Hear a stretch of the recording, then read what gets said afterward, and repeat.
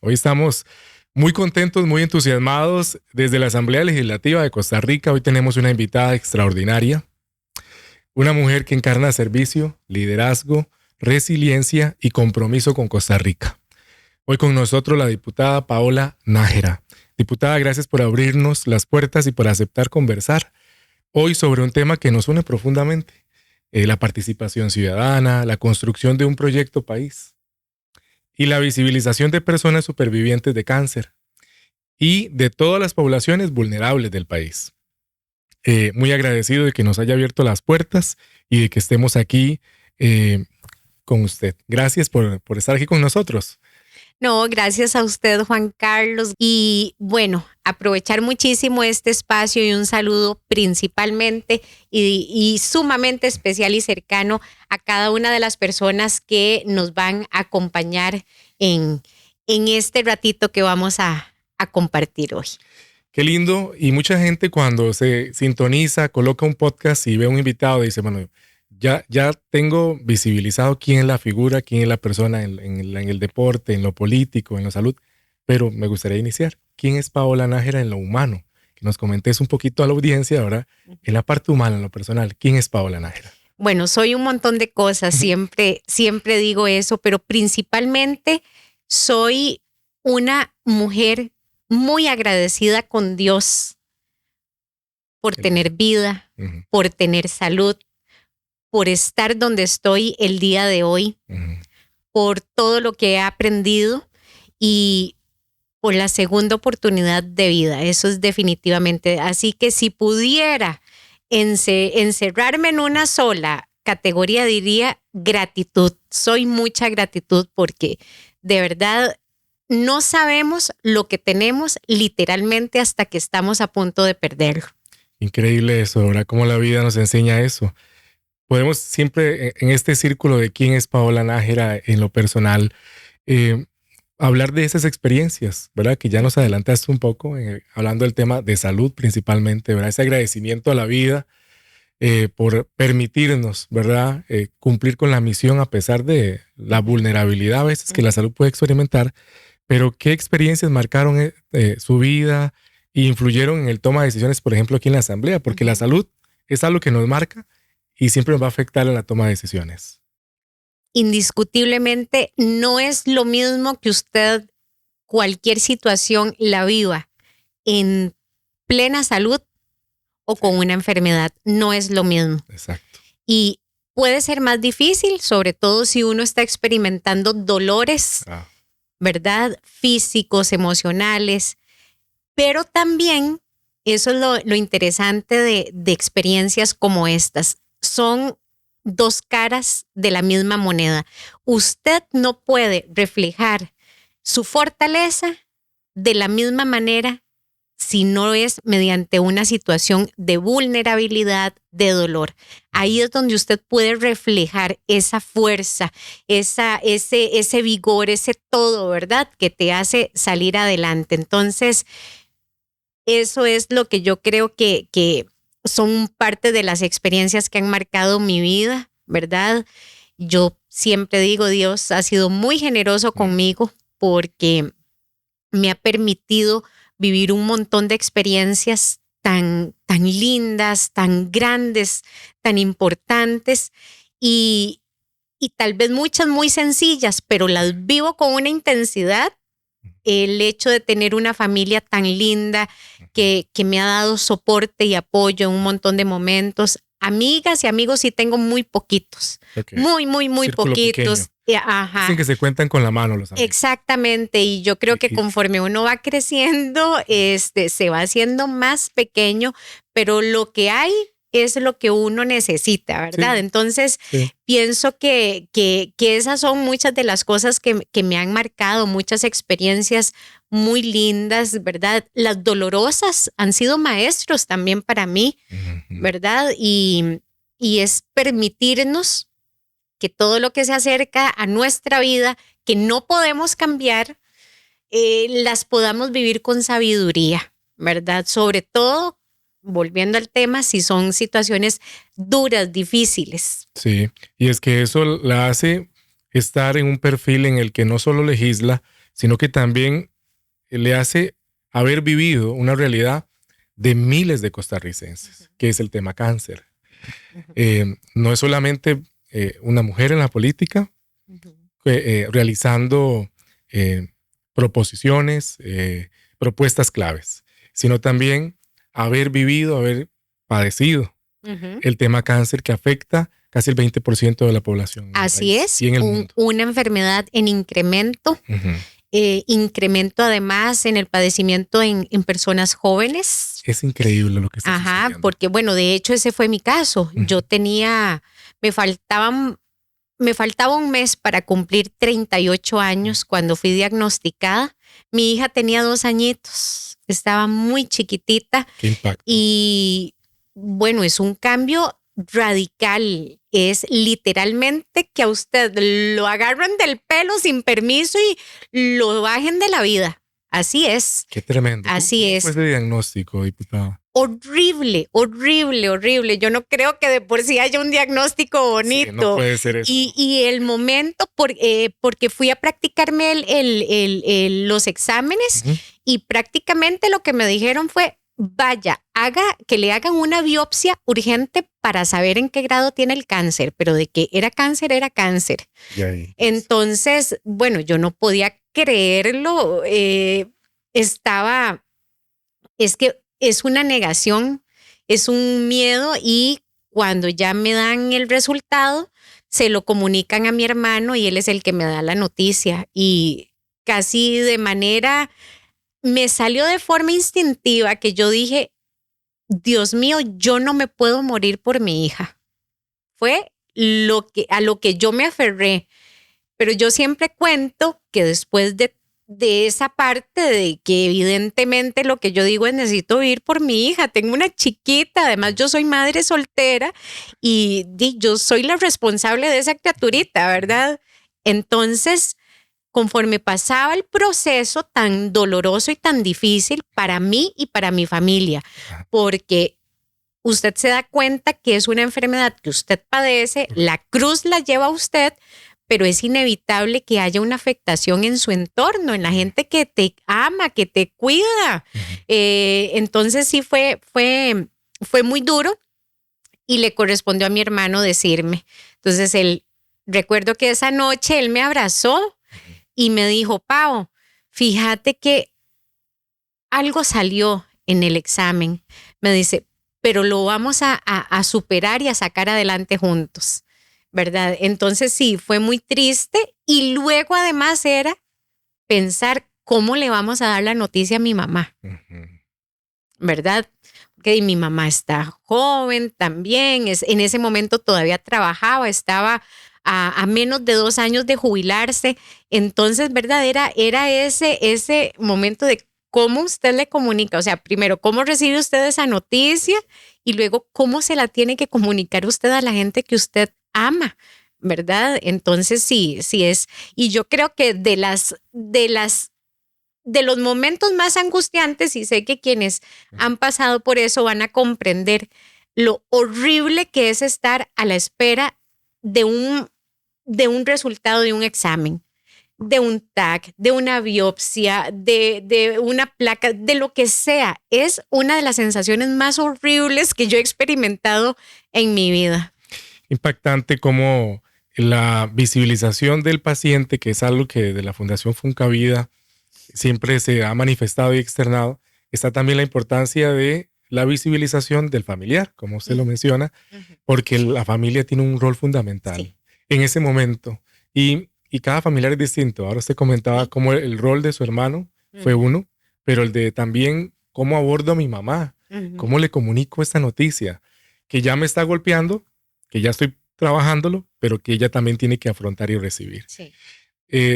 Doña Marisabel Ramírez de Funcavida siempre dice, no nos mata el cáncer, nos mata el miedo a tener cáncer. Dice, y eso es lo que hay que trabajar muy bien, y ahí el apoyo del familiar ayuda mucho.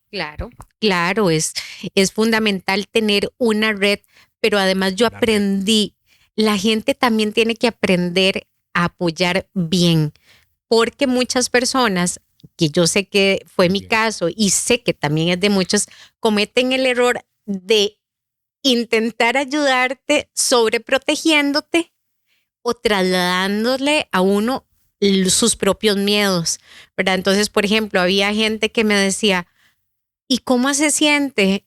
Y bien, intentando tener esperanza. Sí. Me decía, ay, es que yo en su lugar estaría con tanto miedo de que el tratamiento no me sirva.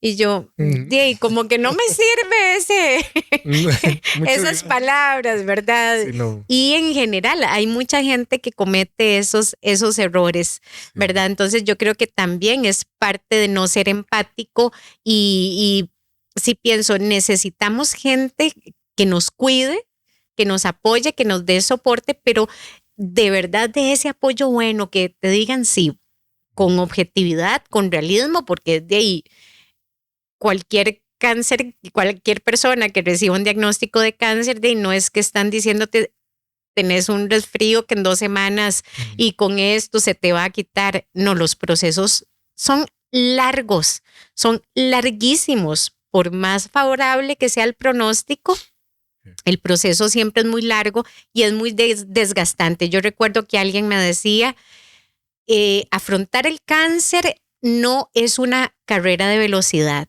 es una carrera de resistencia y por eso la mentalidad es la primera batalla que hay que ganar. Porque como usted mencionó, que dijo doña María Isabel, el miedo puede matar, por supuesto que sí. Y recuerdo que leía yo también, si usted está cansado, usted no se rinde, usted descansa. Y yo me decía eso, yo descanso, pero no me puedo rendir, ¿verdad? A pesar de lo largos que son los procesos.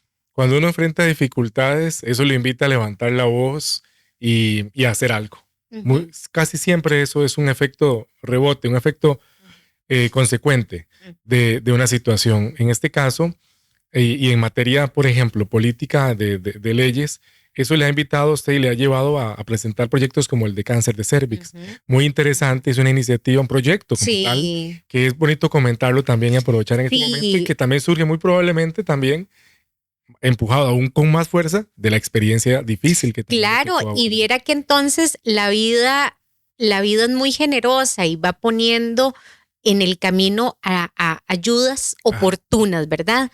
Entonces recuerdo que conocí a un par de científicos costarricenses y eso es un orgullo mencionarlo. Ellos formaron parte de este proceso de la vacuna contra el virus del papiloma. Entonces estaban muy empapados en el tema y comentaban que en Costa Rica no existe, en general en Latinoamérica además no existe una ley y que el cáncer de cervix, su prevención, la curación, tiene mucho que ver con temas económicos y sociales, ¿verdad? Que es poder acercarle de manera más oportuna los servicios a las mujeres. Y entonces a mí me encantó porque ellos dijeron, usted tendría la oportunidad de presentar la primera ley para eliminar el cáncer de cervix. No erradicarlo, pero sí eliminarlo. Maravilloso. ¿Verdad? Y entonces, viera que además, en el camino de investigar, una de las muchachas que trabaja conmigo estuvo en contacto con una diputada de Argentina que había presentado también un proyecto de ley en ese sentido. Y bueno, tuvimos la suerte que el nuestro sí logró salir de la Comisión de la Mujer aquí en la Asamblea Legislativa, por suerte. Por suerte, las compañeras, algunas de las compañeras se tomaron ese rol de enriquecer el proyecto y es ley de la República. Sin embargo, también decir que en este mismo proceso el gobierno ha también dado pasos muy importantes en ese sentido, ¿verdad? Actualizar las normas al respecto, poder también, alguna de las novedades es, por ejemplo, que la vacuna contra el papiloma humano también incluye a los varones. Los varones son los transmisores, ¿verdad? Pero los efectos a quien le da es a las mujeres. Correcto. Entonces, antes la normativa lo único que busca era mujeres, vacunemos mujeres, pero ahora además nosotros promovemos que también sea por medio de la ley a los varones. Con el tiempo, muchas personas que han afrontado el tema cáncer dicen, hemos aprendido, y lo he escuchado de muchas, y de muchos y de muchas, a no preguntarme por qué me sucedió, sino para qué. Uh-huh.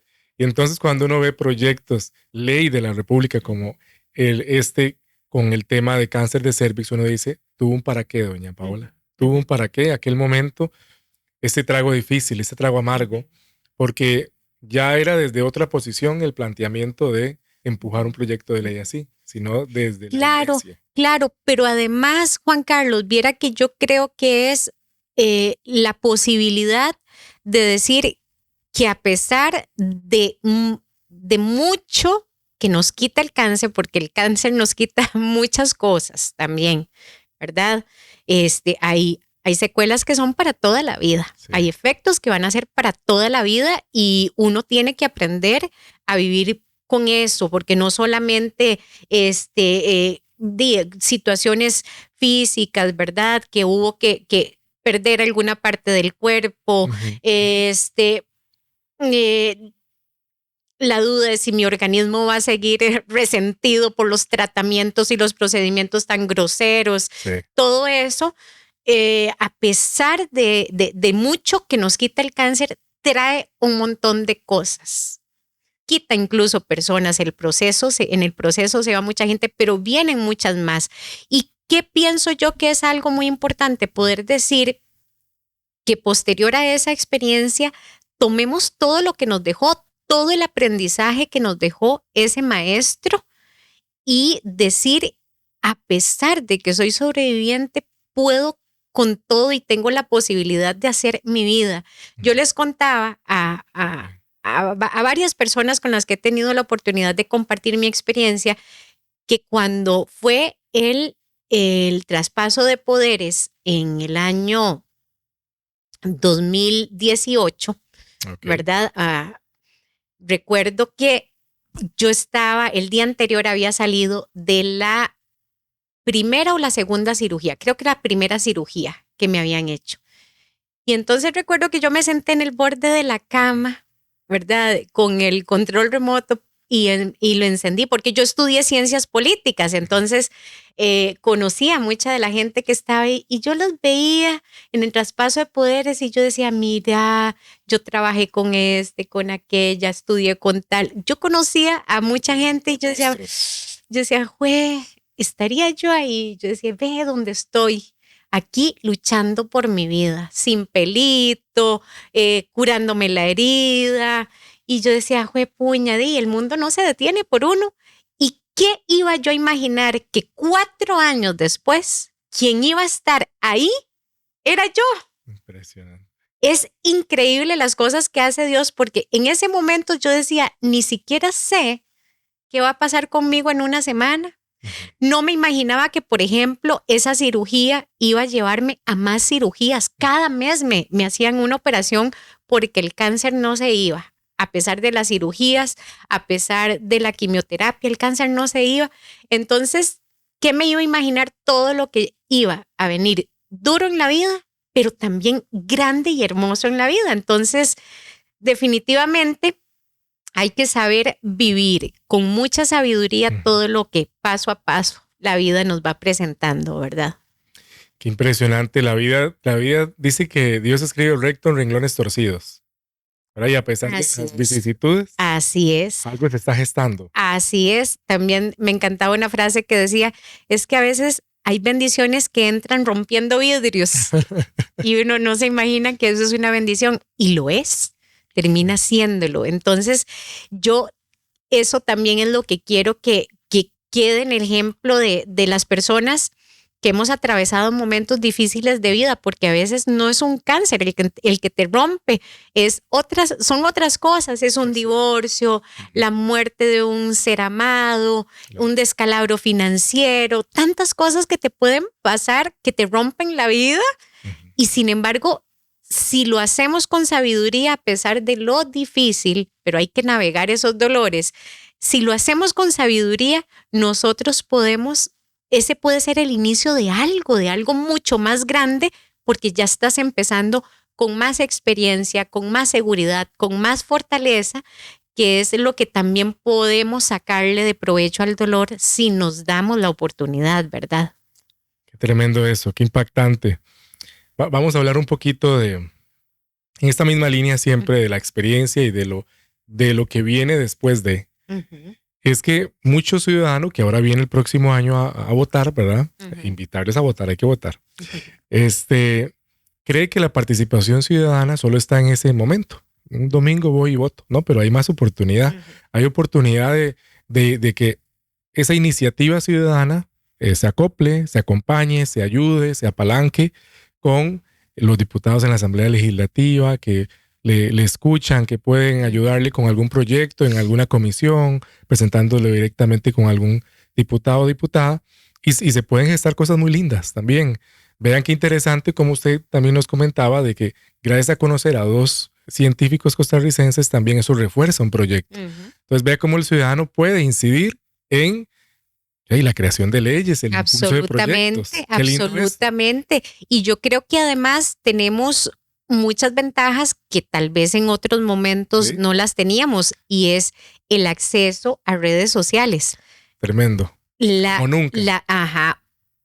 O sea, es un porcentaje altísimo de nuestra población tiene celular con redes sociales. Uh-huh. Por ahí se informa, por ahí recibe información, por ahí puede también generar uh-huh. información, posturas, iniciativas, denuncias, uh-huh. pero no solamente estar manifestando problemas, es también por ahí podemos aportar soluciones. Claro. ¿Verdad? Claro. Opiniones útiles, críticas que son constructivas. Hay tanto que nosotros podemos hacer desde el rol de ciudadanos, ¿verdad? Y perfectamente compartir esas soluciones con las personas que de manera transitoria estamos asumiendo los puestos de toma de decisión. Uh-huh. Entonces, pero el rol de la ciudadanía es siempre. Estos puestos son temporales, ya en unos cuantos meses vendrán otras diputaciones, pero uno siempre es ciudadano, entonces hay que tener de manera activa esa ciudadanía. Y hay muchos espacios, no solamente se hace política desde la Asamblea, desde el Poder Ejecutivo, no, hay grupos, por ejemplo, ustedes de alguna manera desde la Fundación atienden asuntos que son de carácter público. Correcto. Entonces, eso también es ejercitar la ciudadanía, ¿verdad? Exactamente. Qué belleza y qué bonito eso. Y también a muchas personas, estamos en el mes de diciembre, ya en el último mes del 2025, que pueden estar inclusive en la misma posición, como mencionaba usted hace pocos instantes, estaba yo en mi casa con mi tratamiento, pasando ese proceso. Bueno, no se dé por vencido, no se dé por vencida.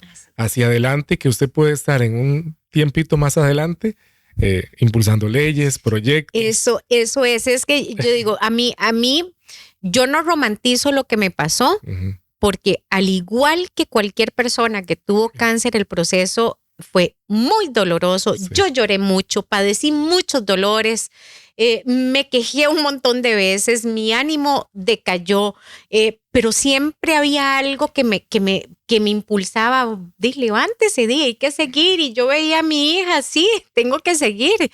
Y creo que mientras uno atraviesa el momento a veces es muy difícil, pero siempre me inspiré, sobre todo a partir de cierto momento donde yo decía, pero hay gente que sí lo logró, hay gente que sí lo superó. ¿Qué hizo esa gente? Entonces yo empezaba además a buscar videos, biografías de personas que habían pasado por la experiencia de tener cáncer, como lo tuve en ese momento. Y yo dije, si estas personas pudieron, ¿por qué yo no voy a poder? ¿Verdad? Porque, y claro, uno se desanima montones porque yo decía, pasé 6 meses de quimioterapia y aún así seguía con cáncer, no se redujo el tumor como proyectábamos que podía pasar. Tuve que ir a un montón de cirugías, quedaba dudas de si tenía que, si iba a pasar algo más, si tenía que volver a quimioterapia. Todo eso a uno lo desanima un montón porque yo recuerdo que yo decía, ¿cómo? Pero ya he pasado por tanto y aún así no estoy curada. ¿cómo?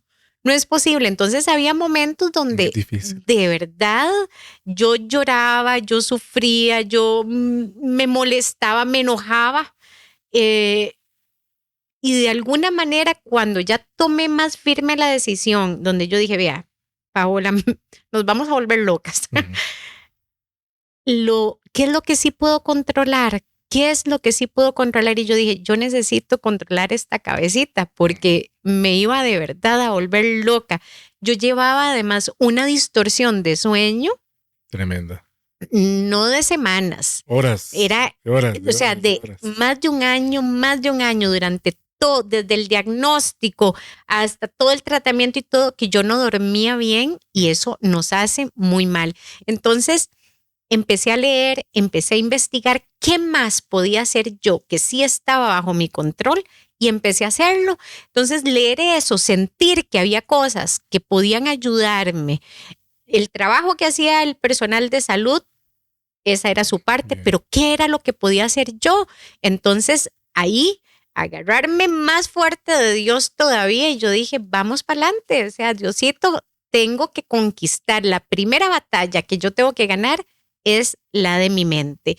Y eso marcó una diferencia muy importante y de ahí ya cuando uno recibe el resultado, yo recuerdo que ese día yo lloraba, gritaba, brincaba cuando salió por primera vez, después de más de un año, un examen limpio de cáncer. Eso fue, bueno, volver a nacer literalmente. Qué bello. Sí. Qué lindo. ¿Qué es lo que puedo hacer yo? Me marcó mucho esa frase que usted ahorita mencionó. ¿Qué es lo que puedo hacer yo? Sí, sí. Nos damos cuenta y yo después me formé en coaching porque yo dije, esto era lo que yo había querido siempre hacer esto y la vida me está dando la oportunidad, voy a hacerlo. Y recuerdo que aprendí una técnica de eso de ampliemos, o sea, siempre vamos a tener una zona que no es de nuestro control y siempre va a haber una zona que sí es de nuestro control. ¿Qué tanto puedo ampliar yo esa zona que sí es de mi control? Entonces yo dije, claro, controlar mi mente, reforzar y aferrarme a esa parte espiritual, mejorar mi estilo de vida, mejor alimentación, qué puedo hacer para dormir mejor, tantas cosas. Y yo dije, puña, yo antes no creía que podía controlar tanto porque estaba enferma y creía que prácticamente todo me lo tiene que resolver lo que el doctor diga. No, hay mucho más que de manera complementaria nosotros podemos hacer por nosotros mismos, a pesar de las circunstancias. A pesar de. Qué maravilla eso. Y entrando redondeando ya en este episodio, que se ha ido muy rápido este tiempo. Sí. Es increíble. Qué rico poder conversar. Sí, sí. Y saber que hay gente del otro lado escuchándonos, acompañándonos y que les estamos acompañando a ellos también. Así es. Es mutuo, sí. Es una relación donde damos y recibimos. Sí, es muy importante y ahora con las redes y las plataformas poder acercarnos de esta manera muy importante. Así es. Que la gente diga, qué dicha, un ratito, tomo fuerzas para. Justamente me gustaría conversar en esta parte de proyectos de ley, ¿verdad? Que la gente dice, y con su experiencia, ¿verdad? Porque es muy rico toda esta experiencia de que la gente dice, siento que es imposible, que mucha gente podría pensar que esta situación o esta necesidad que hemos visto un grupo de personas pueda llegar a convertirse en un proyecto que realmente solvente esta necesidad. Entonces es importante y también abrazando al proyecto que Funcavida también presentó, ¿verdad? Aquí en la asamblea que usted está tutelando, ¿verdad? El de visibilización de los pacientes hemato-oncológicos. La gente a veces tiene dudas sobre esto, sobre cómo es que un proyecto puede convertirse en ley. A veces la gente lo ve como tan difícil, tan imposible, pero sí se puede. Sí es fácil y sí es viable, pero usted aquí es la experta. Sí es viable, correcto. Vea, a veces a uno le dan nada más una idea y de ahí puede partir, ¿verdad? Ya lo ponemos con los equipos a hacer alguna redacción. A veces ya vienen las redacciones listas, ¿verdad? Lo que sí debe la gente tener claro que aquí la decisión la toma un grupo de 57 personas. Eso es importante. Sí. No es algo que se decide que como entra, sale. No, imagínense de como que usted haga un queque y usted tiene los ingredientes, usted hace su mezcla pero en el proceso va pasando por la mano de 56, junto a usted, ¿verdad? 57, por 56 manos más, que un poquito más de vainilla, ¿no? Yo voy a ponerle un poquito de lo otro, ¿no? Exacto. Entonces, es que ese es el trabajo que se hace acá.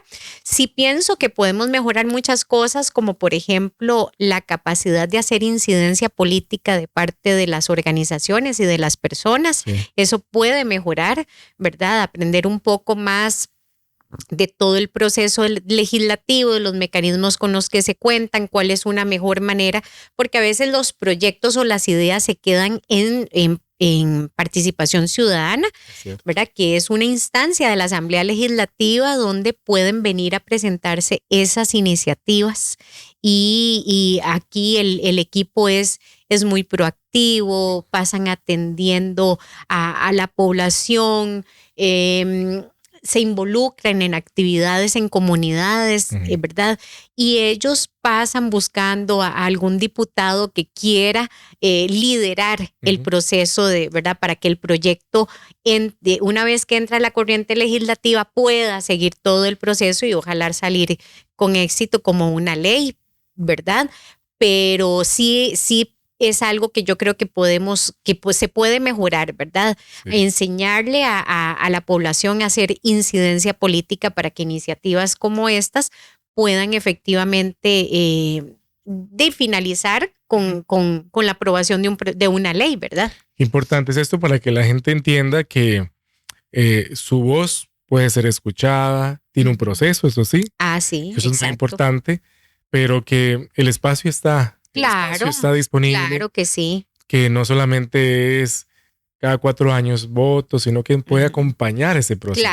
Claro. De hecho, por ejemplo, eso. ahora que es este momento que nos permite la democracia vivir, que es la campaña electoral, este es un buen momento para que organizaciones se acerquen a los partidos políticos, a su grupo de candidatos a diputaciones, a presentarle las iniciativas, manifestarles en alguna reunión con los candidatos el interés de que este tema llegue a estar en la agenda política, ¿verdad? Entonces son espacios también que la gente debe conocer y puede aprovechar. Este momento es uno que por lo menos yo creo que se le puede sacar un buen provecho, ¿verdad? Qué maravilla. Diputada, este ha sido un espacio de mucho aprendizaje y de mucha humanidad. Le agradezco mucho por la apertura, gracias por compartir también su testimonio, que eso es muy relevante en este mundo en el que la gente quiere lo orgánico, ¿verdad? Ama lo orgánico, lo real. Lo real, sí. Exactamente. También su visión de servicio, eso es muy importante, que lo pudimos palpar. Y también su compromiso con Costa Rica, qué bonito también ver cómo la vida le ha conducido por espacios que la han formado, con grandes maestros. Sí. Y me gustaría que en esa misma línea pudiera dejarle un mensaje, un comentario a todas esas personas, hombres, mujeres, que sueñan con algo, que sueñan con realizar algo, que lo están tratando de construir, que tal vez están ahorita en una pausa por alguna situación, pero que ellos dicen, yo quiero un mejor país. Soñé con tal iniciativa. Bueno, yo creo que es un mensaje importante en este episodio, que digo yo se nos quedó muy corto, pero que vengan más después. Bueno, que repitamos, claro, cómo no. ¿Verdad? Para que la gente también sea parte, y hoy que nos han estado acompañando del otro lado, en esta conversación humana, real, también puedan llevarse una impresión y dejarlos ahí como con un mensaje de esto es para usted, pero continuará, ¿verdad? Y cuidado, y la antorcha se la estamos pasando a alguna de las personas que está ahí del otro lado. Vea, hay algo que nunca nadie nos va a poder quitar. Hay una chispa adentro de nosotros. Podrá hacerse pequeñita por los golpes de la vida, por la desesperanza, por tanta cosa. Podrá, pero no se extingue. Entonces, aferrémonos para que esa chispita no solo no se apague, sino que arda Y esa pasión, esas ganas de vivir, esas ganas de hacer, créanme que si nosotros la sentimos, la vivimos, la concebimos acá en nuestra mente, la vida generosamente nos va a ir marcando el camino. Hay que tener mucha valentía, hay que tener mucha humildad para vivir esos momentos, sobre todo los muy difíciles, y permitámonos crecer con las experiencias que la vida nos acerca. Y yo pienso que también lo describo como cuando un diamante se está puliendo, ¿verdad? Tiene que haber algo afuera que genere esa presión, ¿verdad? Pero lo único que le va a pasar a esa piedra es que se va a transformar en un diamante. Y yo creo que todos somos en potencia a eso. Así es. ¿Verdad? O también poder decir que somos como unas perlas, aunque usted esté en el barro, que eso puede representar un momento difícil. Sí, pero la esencia de eso no se pierde. Eso, a pesar de las circunstancias externas, no se pierde. Entonces, permitámonos tener un proceso personal que nos aclare cuál es nuestro propósito de vida y vamos por ello. Así es. Vamos por ello. Recuerdo que había una frase muy linda que decía como, es que en esta vida nos toca ensayar y hacer la función en serio. Aquí hay que hacerlo todo. Entonces, ¿cuándo? Este es el momento. Nadie tiene asegurado el mañana, nadie tiene asegurada la tarde del día de hoy. Esto es lo que tenemos. Entonces, hay que vivirlo con plenitud. Y yo sí creo, ¿verdad? Esa es una creencia mía, que hay un propósito que todos tenemos. Hay que descubrirlo y ese es el sentido de nuestra vida, definitivamente. Y hay que agradecer la oportunidad de vivirlo y de realizarlo. Viera que como yo tengo mucho contacto con población con cáncer, cada vez que me entero que alguna persona muere, yo siento un compromiso tan grande de honrar su vida viviendo la mía, porque yo digo, ya él, ya ella no está y Dios me permite a mí seguir con vida, tengo que honrar, porque esto definitivamente es un regalo y como lo dije al inicio, hasta que estamos a punto de perderlo, somos conscientes de que no es para siempre. Por eso hay que vivirlo con mucha sabiduría, con mucha intensidad y con mucha pasión. A mí me encanta vivir así apasionadamente. Qué maravilla, qué maravilla. Muchísimas gracias, diputada. Gracias por recibirnos el día de hoy aquí desde la Asamblea Legislativa. A cada uno de ustedes vamos a seguir construyendo voces que transforman. Nos vemos hasta una próxima ocasión y de verdad muy agradecidos. No, muchas gracias a usted y a esta audiencia, ¿verdad? Esperemos que haya algo de utilidad en este mensaje que hoy estamos compartiendo. Así que muchas gracias por vernos. Hasta la próxima.